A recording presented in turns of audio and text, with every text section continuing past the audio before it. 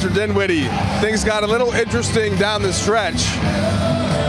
Jackson Hayes throws a towel. That wasn't very nice. Ultimately, though, you guys score 150 points. First time the Lakers have done that since 1987. Oh, really? The offense was really there tonight. What was behind this offensive surge? I think Coach Ham preached drive and kick, in the locker room before the game. I think we did a good job of getting downhill, trying to kick to our teammates, we hit threes. Just putting pressure on the rim.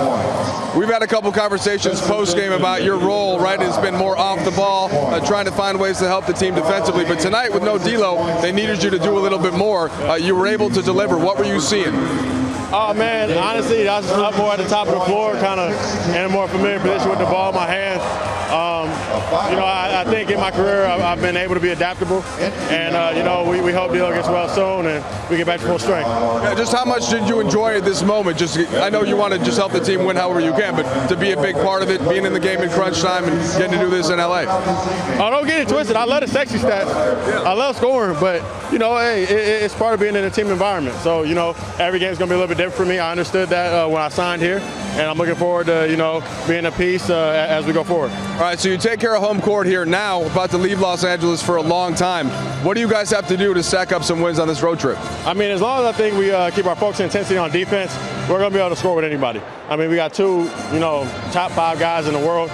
We're going to be able to put numbers up on the offensive side. So as long as, 3 through 15 are focused on the game plan and have a defensive identity, we should be fine with any opponent. You packed yet?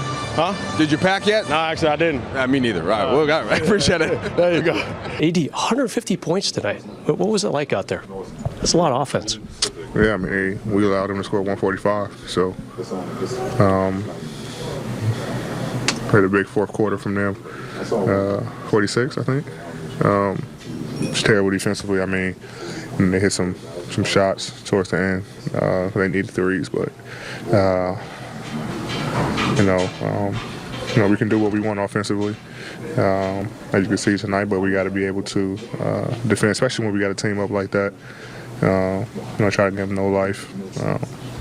But at this point in the season, win is a win. We'll take it, but we got to learn from it as well. No D'Lo tonight, but Dinwiddie, 26 points, 5 assists. What'd you see from him tonight? Just being aggressive. I said last game he started to finding his way, and he was aggressive last game. He just carried that over. Being himself, hit some threes, attacking the basket, being the Spencer that we need him to be. How much do you follow the standings at this stage of the season? A little. It's everywhere right now. But for us, just try to control what we control, and it's winning, one game at a time. Obviously we try to look and figure out how far we are behind a 6 seed, but you stretch yourself out and putting too much pressure on yourself when you constantly looking at it.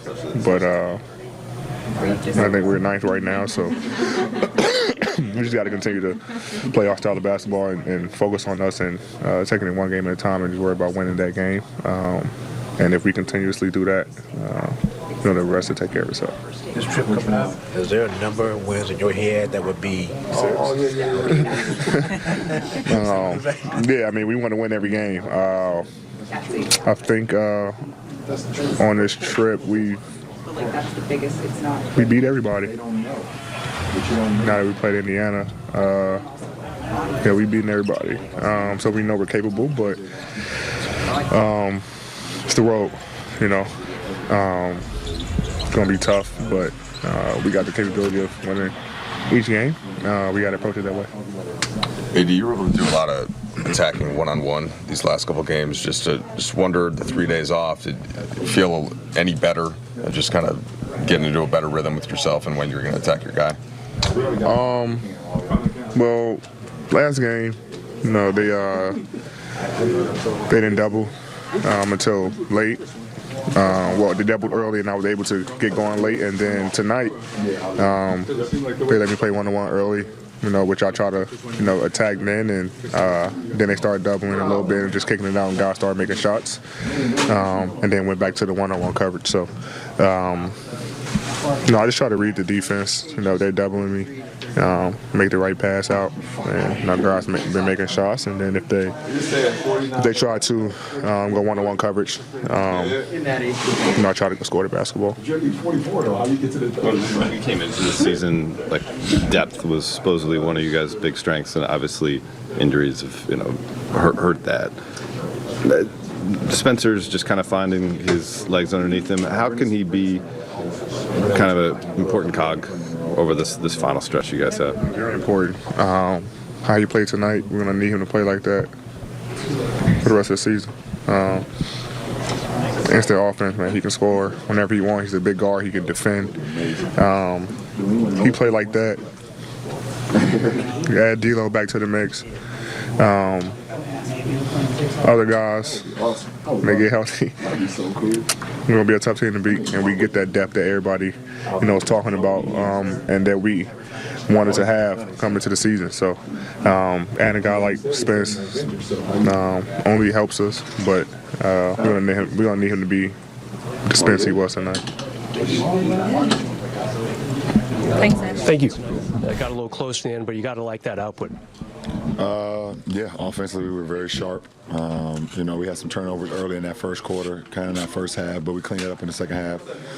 I mean, we know we played them in the play-in championship, and we know how high-powered offense they are, so they're not going to stop playing no matter how far they get down or how far they up or whatever the case may be. So it's a good win for us. Dinwiddie, 26 points, 5 assists. What'd you like about his game? Just aggressive, looking for a shot, and big time.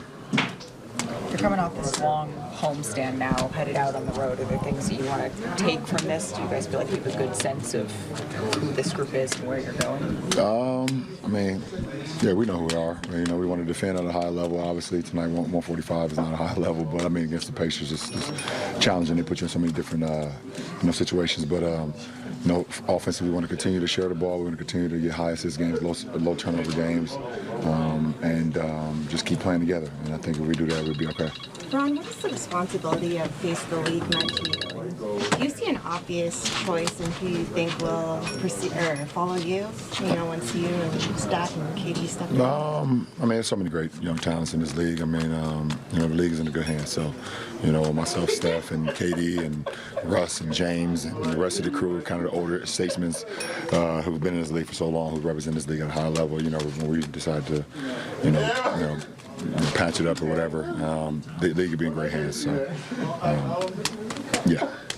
Spencer established himself as a scorer before he came here, and so him scoring 20-something isn't necessarily noteworthy based on the rest of his career. But the fact that he did it tonight for the first time as a Laker, does that speak to what his role has been in the other games that, since he got here, what you guys have been asking him to do, how he's been executing and doing stuff that maybe at other stops he wasn't always being asked to do? It just shows what type of player he is, what type of person he is, to be able to adjust his game to whatever the game fits and needs. And tonight we need him to score and be aggressive. And you asked me the other day about, us just unlocking him, and I told you I wouldn't tell you, and we did it tonight. So you just played a 150 to 145 game in regulation. Is there any part of that stops you, makes you think like, wow? No, not really. I'm exhausted, so that's what stops me, and be like, okay, shit, I need to get home and get some rest and get ready for this road trip. But obviously, our league is so great offensively. It's so great. You got so many players that can play 3 levels. You got guys like, you're looking at Miles Turner, you're looking at 80. They finishing in the paint. They're picking and popping, shooting threes. You got, guards getting into the paint and finishing at a high level. You see, AR in the paint. You see Spence in the paint. You see TJ McConnell in the paint. And those guys, it's just, our league has so many great players that can do multiple things. And, when the game is with so much space, it's so much shooting, there's going to be some high scoring games, throughout our league. You're watching games nightly with that activity. Are you also paying attention to the standings? Like what level of the day-to-day gets your mental energy when it comes to where you guys are or where you could be? It's been flip-flopping so much over the last few weeks. I kind of stopped looking at it, just like focusing on each game at a time. So, obviously, You know, we know where we are right now, but we want to just continue to try to play some good basketball. You know, it's a very testy road trip for us. It's very rare. I can't remember in my career where I've had such a late East Coast road trip, or vice versa when I was in the East to go to the West so late in the season. So, you know, that's challenging, but you know, we look forward to it. LeBron, you launched a podcast this week. What sparked the idea, and why was JJ the right guy to partner with? What sparked the idea? I feel like we was losing the essence of the game of basketball and the true meaning behind the game of basketball, and teaching our youth and teaching the people what the game of basketball really, what it truly means. You know, I think I was getting, you know, very frustrated with the daily comparisons every single day. You know, who's better between you and Dave McMenamin, or how does this affect your legacy, or, you know, if this guy played, you know, in the 50s, would he be this? Or if this guy in the 50s played in the 2000s, it's not good for the youth.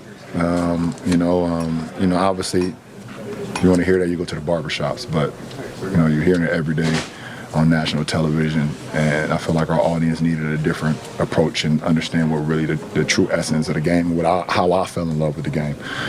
And when you have someone like JJ who has kind of the same mindset about the game of basketball, very smart, you know, fell in love with the game for all the right reasons, and this is something I've been thinking about for quite a while. It just, you know, JJ was just, it was perfect timing. Thanks, Darvin. We'll start with tape. Hey, Austin. How you doing? Good. How are you? Good. Obviously, this is a high-scoring game tonight. Last time you guys did this was 1987. As someone that's stepped into more of a defensive-minded role, what's something that you think you guys could learn from this game and take on the road trip with you? Yeah, I think a lot. You never want to give up 145. You know, they got hot late. I think under a minute they probably hit, you know, 3 or 4 threes, maybe more. But we just got to be better, you know, on the ball and rotations, and really just collectively guard as a team. When we do that, you know, you have 80, you know, back there making things tough in the paint. You know, we're a good defensive team, and we, you know, are defensive minded. Kind of following up on that, when you do score like 150 first time since '87, it's like a historic mark. But these kind of nights, these high scoring nights, seem to happen very frequently in the modern NBA. Just how can you, I guess, digest that in a bigger picture, and like where the league's at, and I guess how do you celebrate that kind of moment? Yeah, I mean, that's, you know, to put up 150, you know, obviously you were doing something, you know, right on the offensive end.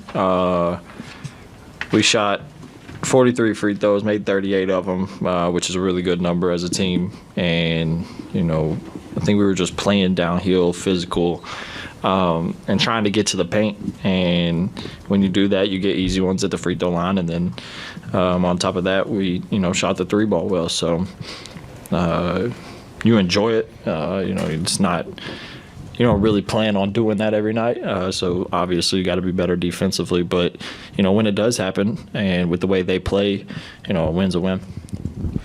Austin, how encouraged are you by, you know, Spencer stepping into the starting lineup, and, you know, without D'Lo in the lineup, you guys kind of getting the chemistry going in a win, and his development? I mean, he was, you know, spectacular tonight, going 8 for 11 from the field, 2 or 3 from 3. You know, on-ball defense, you know, doing a little bit of everything. And when he's himself, you know, he's a really, really good basketball player. And, you know, that's what we, you know, continue to preach him to do, is just be himself. And, you know, it's not easy. Anytime you step in a new situation, you know, kind of on the fly, it's tough. And, you know, sometimes you can get lost in trying to, you know, do the right thing too many times instead of just being yourself. Obviously, you want to do the right things and play the right way. But we know when he plays the game, he's smart, and can play at the same time. So it's really just letting him be him. Jordan. Good question on Spencer, but also Anthony Davis, 36 points, 16 rebounds. It feels like every time in the game when he plays, bro, he's dominant. He's been dominant all season. He's been here, played almost every single game too as well. What have you seen from him this season that you really enjoyed? Because I know you always talk about him and Bron and how easy it is playing with those two. I just enjoy being his teammate. Obviously, he makes life, so much easier for everybody on the court. But for me, I don't want to say more than anybody, but it makes my life feel much easier when he's out there on the court, just because, his dominance of the game on both ends of the floor. You can be more aggressive on ball when you're guarding the ball, knowing that he's weak side, and then offensively. With Bron and AD, those are the, probably top two guys on everybody's scouting report. So anytime you can put them in actions and make defenses kind of second guess getting back to them, because that's, probably what you should do. It just makes life easy. So I don't really expect, anything less. He continues to do it over and over again. Do you feel like his IQ gets talked about enough? Because he has a very high IQ. I don't think people really talk about it enough with him when it comes to his IQ. They don't. Yeah. I think it's IQ and feel.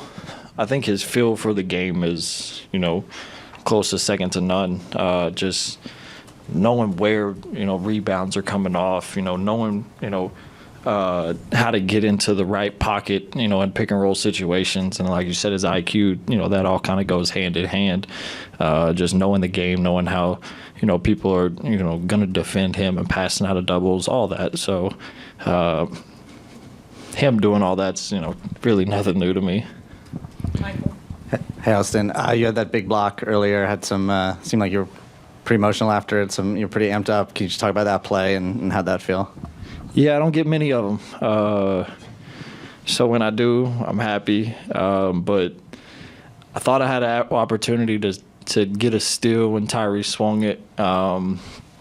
Obviously, I think I kind of second-guessed myself for a second and put myself kind of behind the play. And when he drove, I forgot who it was, low side, kind of slowed him down for a second and gave me an opportunity to get back into the play and, just try to make a winning play. And it led to a LeBron layup, which is, two big plays and a big situation in the game. So, like I said, I don't get many of them. So when I do, I got to cherish them. But, yeah, just trying to, make winning plays. Last two. We'll go Mike Trudell and then Austin, in the walk-off, Spencer was talking about how the offense has been there. So many guys can score that if you guys lock in on defense, that's going to be the thing on this trip. How have you noticed just this kind of shift in the team, where it's earlier this season the offense was struggling a bit, you guys were winning games on defense, now it's shifted a little kind of in the other direction, and how do you close these last couple games with that in mind? Yeah, I think, obviously it kind of I don't want to say depends on who you're playing, but style of play and games that are different. Like tonight, Indiana plays at a super fast pace. They get up and down, shoot a lot of threes. So you kind of are forced to play that way. And like you said, our offense has been clicking lately, and I think it's just being, comfortable in, our game plans, and then just that chemistry of, continuing to play with one another. So obviously, like I said, we've got to be better defensively. 145 isn't going to win, many games, but it's nice when, those nights happen to be able to, kind of flip the switch to which direction the game's going and, try to win that way. Hey, Austin. Kind of like the block. There was a play in the middle of the game where you drove and you got fouled, but you kind of cocked it back for a second. Oh, no. I was not about to dunk it. Absolutely not. Is that something you're ever looking for, or trying to get on your... I mean, I would love to. I just think, I didn't get blessed with, the most athleticism in the world. So it would have to be perfect situation, me feeling good, legs feeling right, but no, that wasn't on my mind at all. Appreciate y'all. Well, Darvin, just starting with the offense, clearly it was there all night. I think it's the most points the Lakers have scored since '87. Where did that come along after it was a little bit rusty in the first game after the 3 days off? I just thought, the ball moved. The ball had some pop to it. And guys just playing downhill, not settling, not being indecisive. We had screening well. Guys just, again, being deliberate where they want to take the ball. Quick decisions, all of the above. And, it got spread around a lot. And so just got to continue that trend and stay aggressive, love and live in the paint as we like to do. Try to win the free throw line and just do it on a consistent basis. On those late threes that Indy was hitting, were some of those blown coverages, and how did you think the defense was throughout the night? The biggest thing we've been talking about is red, and when we red aggressive. Red, and, tip your cap to him. Halliburton, a couple of the ones he threw in late were from deep, what we call the 4-point line. And so, but you got to know, time and score, situation, and honor the call. A couple of them, we yell red, and there wasn't a screen, and one of our mantras is no screen, no scheme. But in that type of situation, you just got to honor your teammates' call, honor the red call, knowing that they're hunting threes. And so, it got a little topsy-turvy there. But then again, getting ready to red up, we got, heels above the three-point line. He's pulling from the logo down there. So it's just one of those things, man. We're just happy we came out on the right side of it. And I told him after the game, it's just, we talk about, not just wins or losses, but wisdom and lessons. And the lesson is when you get a 19-point lead, whatever it was, you got to come out and finish them. You can't allow them any type of breathing room. You put a chokehold on the game, you got to finish them. But, the wisdom is that we were able to gut it out. We continue to swing back and came out on the right side of this one. Spencer got the start, and you guys hadn't won any of the games prior to tonight when Russell had not been able to play. What does it say about what he did tonight? How does it speak to how he's accepted another role, right? Because obviously tonight got the ball in his hands, got more shots, was needed for that offensive burst with missing D'Angelo's points, but obviously that's not usually what you guys are asking him to do. I mean, that's the type of player he is. He's multifaceted. He's willing to accept and embrace whatever role is put in front of him. We've asked him to defend some high-level perimeter guys, to play make as well, and to be aggressive when he sees opportunities to be aggressive. Tonight he did all three, and that's just who he's been in his career. He's able to step in when called upon, and everyone from the days we had off in the film session, the dialogue we had amongst ourselves as a team, everyone just has been encouraging them to be aggressive, be aggressive, be aggressive. Don't worry about this, am I doing this wrong? Did I shoot this one too soon? Don't worry about any of that. Just stay aggressive. And tonight he came out with that mindset, and it worked out, and we needed every bit of it.